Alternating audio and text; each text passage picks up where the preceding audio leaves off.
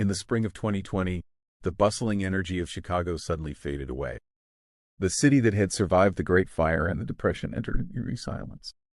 The streets, once vibrant with life, stood empty under a pale, gray sky. The COVID-19 pandemic arrived in Illinois in January of that year. By March, the entire city had effectively shut down. Restaurants that defined the local culture locked their doors.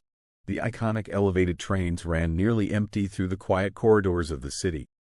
Millennium Park, the jewel of Chicago's reinvention, was completely sealed off from the public.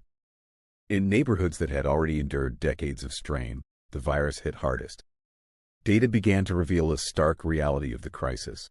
Black and Latino Chicagoans died at significantly higher rates than white residents. These disparities were evident in the early, difficult months of the pandemic. The city's health commissioner released those numbers publicly for all to see. Chicago became one of the first major American cities to document its pandemic disparities by race.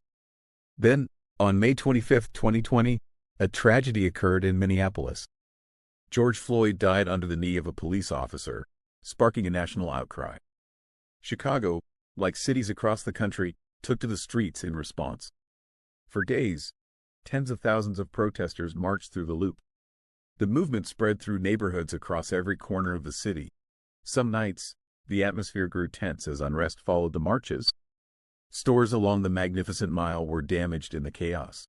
The city took drastic measures to manage the situation. Officials raised the bridges over the Chicago River. This action physically cut off the downtown from the surrounding neighborhoods.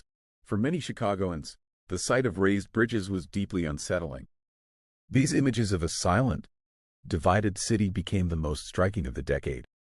Mayor Lori Lightfoot had taken office just 1 year earlier. She faced the compounding crises of a pandemic and a national reckoning. The city budget was already under severe pressure when these events collided. Her administration drew both strong support and sharp criticism throughout her term. The political landscape of the city began to shift under the weight of these pressures.